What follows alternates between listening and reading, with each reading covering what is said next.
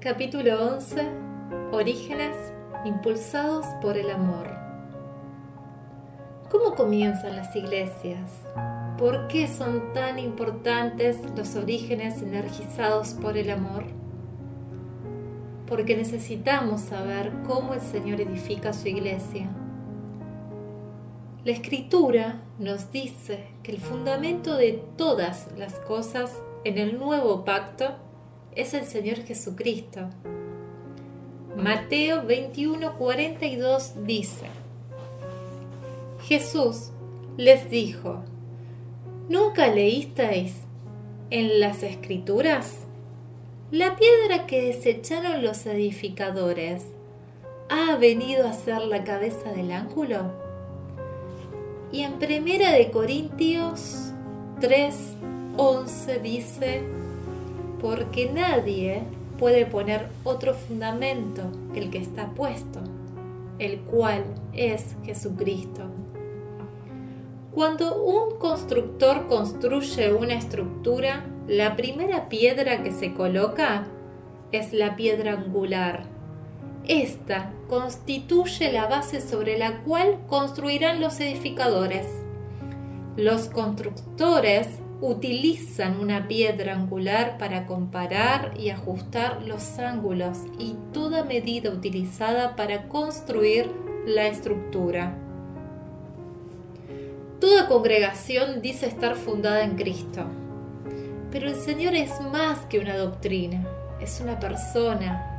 Hablar y cantar acerca de Él o recitar las Escrituras no constituyen fundamento.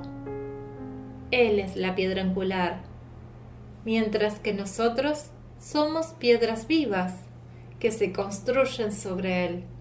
Es decir, un grupo de piedras vivas que son constantemente ajustadas por el Espíritu Santo para actuar, parecer y operar como el Señor Jesucristo. Estas piedras vivas forman una congregación que a su vez se convierten en parte de la única iglesia que el Señor Jesucristo está construyendo. Si la base de una congregación está podrida en el núcleo, no soportará la prueba del tiempo. Lo que el Señor construye se construye sólidamente. Lo que es una mera creación humana, si se mantiene firme, en el mejor de los casos, lo será por su misericordia.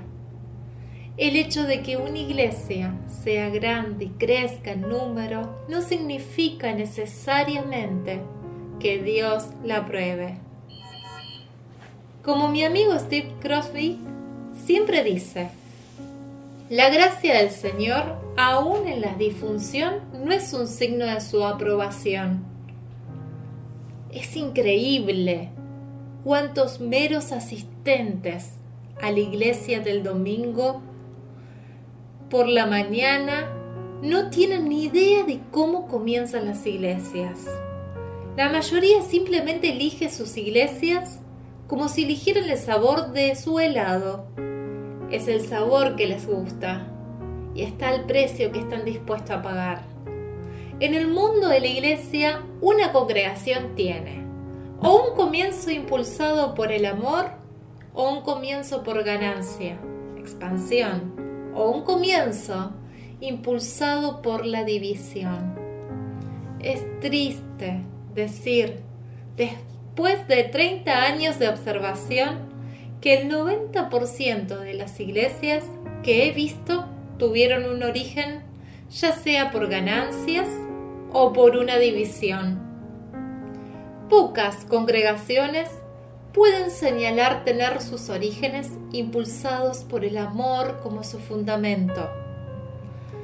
Por favor, no se alarme por la honestidad y la franqueza de las descripciones que escribo a continuación. Lo que se hace en secreto debe ser sacado a la luz si vamos a cambiar. Cuando el hombre es el fundador, en el nombre de Cristo o en el nombre de alcanzar a los perdidos, por supuesto, el dinero viene antes que el amor y el ego antes que la pasión o la carga del Señor. Así es como comienza la iglesia moderna del siglo XXI. Número 1. Un grupo religioso, denominación, decide expandirse. Necesita una iglesia representativa en una nueva área de la ciudad que no está siendo adecuadamente atendida. Utilice su imaginación para la definición de esta última frase. Punto número 2. Debido a que las personas son el apoyo financiero, un líder de la iglesia madre o cobertura se niega a liberar el control a los nuevos líderes, lo que resulta en su salida, sublevación, para comenzar un nuevo trabajo. Punto número 3. El debate de doctrina o división comienza entre dos líderes influyentes que atraen a las personas a su causa. Luego se separan entre sí, reclamando el derecho de dividir el cuerpo de Cristo por estar en la verdad. Punto número 4. Una mega iglesia decide que necesita expandir su marca, la influencia de su líder carismático, en una nueva área para establecer una iglesia satélite con videos de los principales sermones de la iglesia. Para determinar la ubicación exacta de un edificio, la mayor parte de la expansión comienza con ir a los registros de la ciudad, haciendo un estudio demográfico para determinar dónde está el dinero. Por supuesto, cuando se discute públicamente, la decisión de la localización se expresará en la jerga religiosa que suena como «la gente rica también necesita amor». Punto número 5. La misión de una iglesia madre es establecida para llegar a un grupo de personas de un idioma, raza o cultura que no requieren como parte de la iglesia madre. A veces, el grupo al que están dirigidos estos esfuerzos es más pobre o de la raza o color no aceptados. Estoy de acuerdo con mi hermano Michael Rose, quien dijo cuando estábamos hablando sobre esto: no estoy seguro de que todos los plantadores institucionales de la iglesia tengan malos motivos. Más bien están operando desde el paradigma que conocen. Sospecho, basado en mi experiencia y nada más sustancial, que les dirán con convicción y pureza de corazón que todo lo que realmente quieren hacer es servir al Señor con fe. Lo sé, yo era como uno de los que él estaba describiendo, con un corazón sincero. Comencé impulsado por el amor, que simplemente se enganchó con el sistema religioso. Nuestra razón para resaltar estos puntos no es para acusar a los líderes confundidos, pero bien intencionados, sino para poner al descubierto los métodos demoníacos del sistema religioso que operan como el camino en el nombre de Cristo. Sé que ellos nunca han visto otra manera de hacer las cosas, pero si los líderes maduros no hablamos la verdad, somos cómplices y el círculo vicioso continuará. Lo que sigue es que un pastor o un clérigo tendrá que ser ubicado. Los líderes estarán disponibles, venderán sus dones, sus currículums, hojas de vida a ciertos grupos prospectos al graduarse del seminario. Al igual que en los deportes, el mejor postor obtiene al jugador. Al jugador no le importa qué camiseta use o dónde tiene que vivir para obtener su cheque. No tiene vínculos con la gente de la ciudad que representa. Tiene un contrato y lo cumple por el sueldo establecido en este. En el mundo de la iglesia se usan palabras espirituales como «he sido llamado a esta congregación», pero la verdad es que fue la mejor oferta que tenían cuando mandaron sus currículums. No hay razón piadosa ni rima para nada de esto. A continuación se elegirá un nombre, como si fuera una marca. para la organización o denominación. Los números se utilizan para denotar quién fue el primero. Los barrios en los nombres de las iglesias se usan para que todos sepan qué es su territorio. En el mundo católico, los nombres de sus santos se utilizan para explicar quién los protege. O en el mundo evangélico, el nombre del pastor es usado para dar crédito al hombre que comenzó la obra.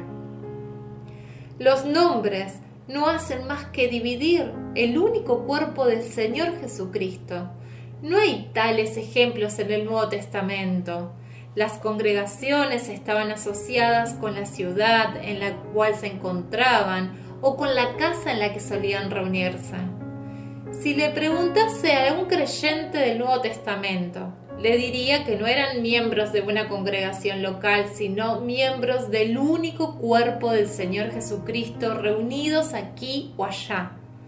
Una vez que se elige el nombre, el pastor y otros líderes posicionales decidirán la mejor manera de hacer publicidad al ministerio de esa iglesia naciente. Dado que la iglesia moderna, sistema religioso, ha tomado sus estrategias de crecimiento del sector empresarial.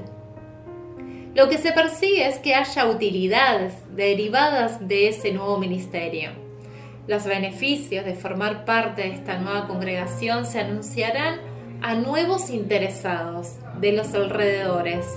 Se trata de lo que esta nueva iglesia ofrece y que otras no tienen y que hacen mejor. Algunas líneas famosas para dicha publicidad son: ven a escuchar a nuestro predicador, ven a ver nuestro edificio o ven a experimentar nuestro equipo de adoración. Jesús nos dijo que fuéramos, pero lo hemos convertido en un ven. Se trata de dar al asistente la comodidad y los beneficios que está buscando. Ven, queremos contar contigo. Puedes tener tu experiencia emocional. No se te olvide dejar tu diezmo y nos vemos la próxima semana. La idea divina de convertirse en un discípulo de Cristo o apartarse de esta generación perversa en la que vivimos no está en absoluto en los planes de este nuevo ministerio. En la iglesia moderna, el enfoque del liderazgo se centra en asegurarse de que el asistente disfrute de lo que sucede en las 4 paredes una vez a la semana para que vuelva y siga ofrendando. Usted pudiera decir que suena terrible, pero ¿está dispuesto a hacer algo al respecto? ¿Cuál es su motivación? ¿Es amor o es el interés por el dinero? Su pasión es impulsada, ya sea por un interés en usted mismo o por su amor hacia los demás. ¿Por qué un informe tan mordaz? Porque el amor exige que alguien hable, porque hoy en día se informa que 2.000 pastores y clérigos abandonan el púlpito mensualmente.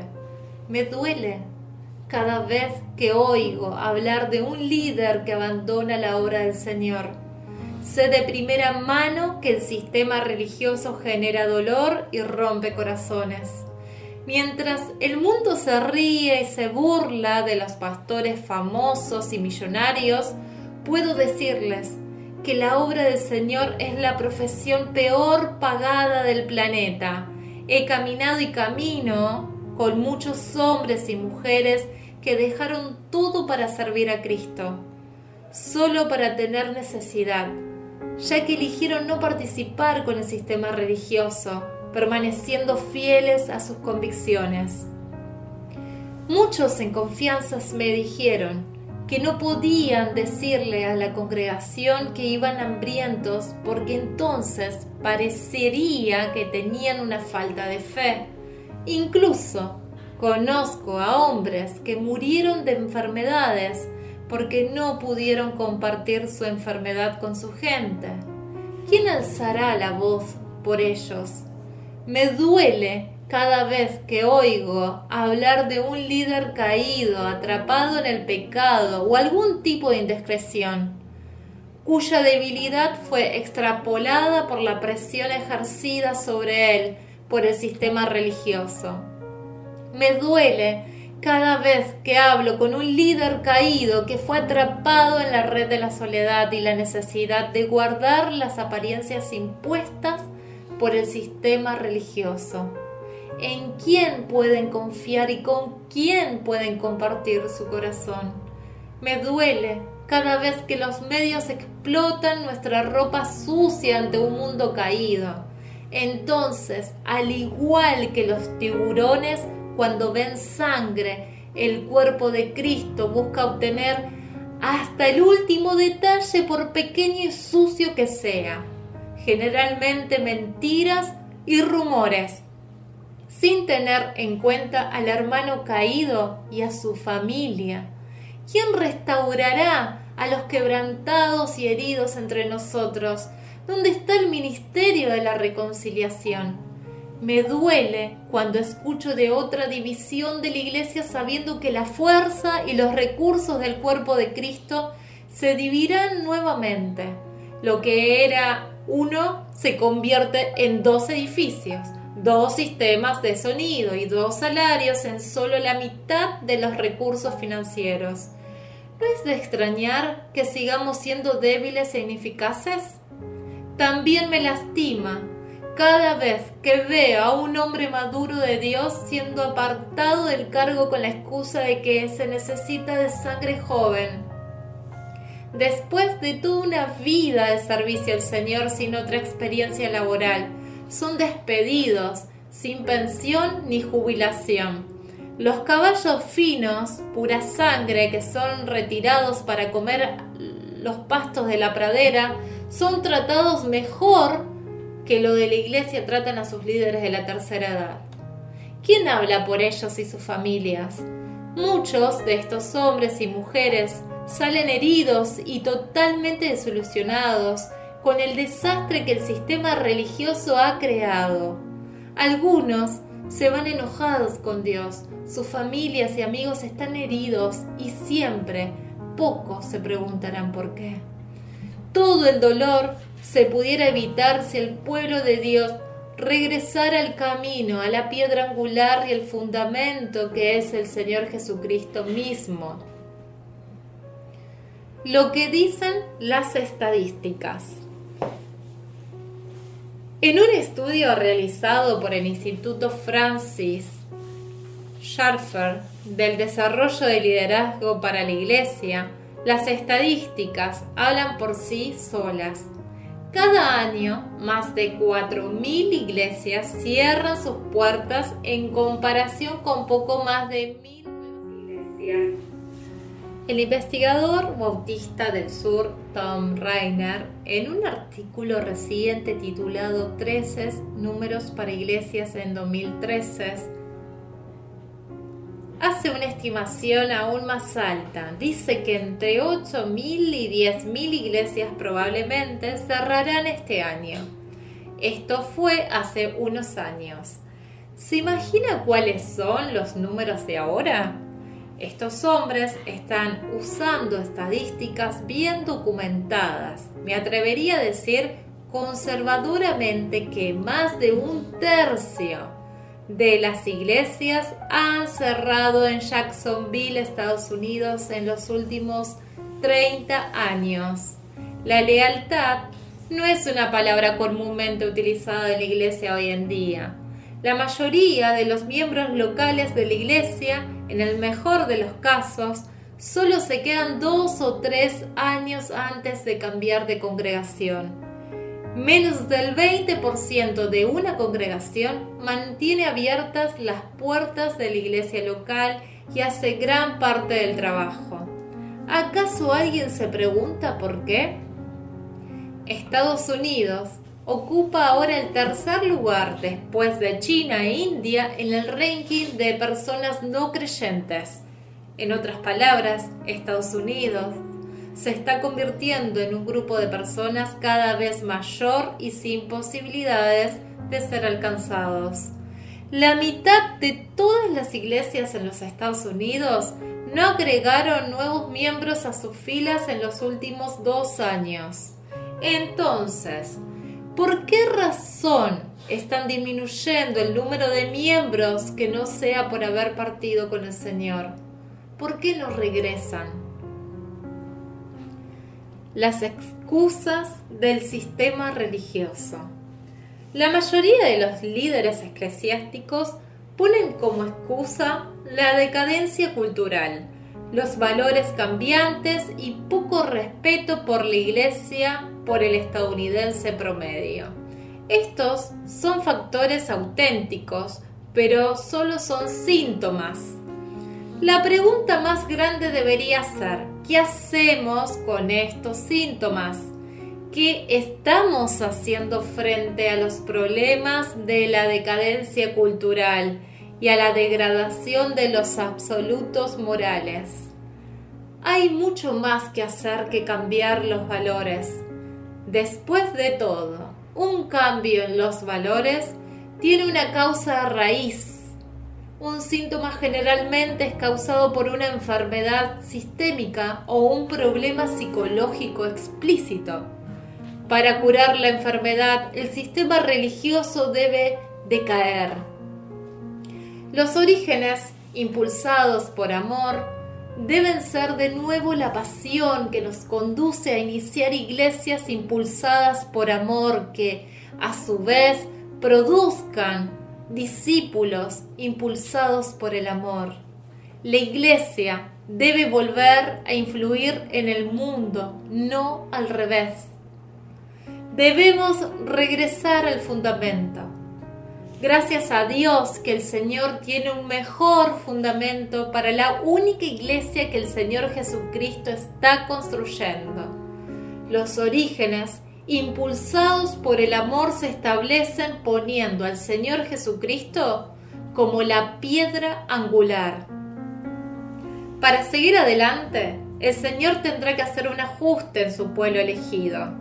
El Señor debe despertar a un creyente nacido de arriba que ha estado atrapado en el sistema religioso, o tocar el corazón de uno que esté totalmente fuera de la iglesia moderna. Sea cual fuera la manera, el Señor hará los ajustes hasta que tenga a alguien que se rinda a su voluntad. ¿Cómo será el origen correcto? Debido a la ausencia de padres espirituales para afirmar y confirmar en este tiempo a la Iglesia, el Señor mismo intervendrá por aquellos que ha elegido. El Padre mismo tendrá que llamarlos y discipularlos a su manera. Por lo general, los enviará después de un poderoso encuentro y llamamiento. Los líderes, por su parte, siempre recordarán este encuentro definitivo, el llamado, el día en que se rindieron a la voluntad de Dios.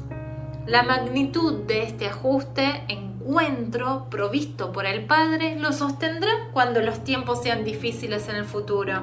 Su pasión y amor por las personas serán muy diferentes al de otros líderes que conocieron en el pasado. Sabrán sin lugar a duda que algo nuevo ha sucedido en sus vidas. Estos líderes, bajo una nueva unción del Espíritu, comenzarán a tender la mano a los demás con el amor de Dios. Tendrán una nueva sensibilidad por las necesidades de las personas que los rodean.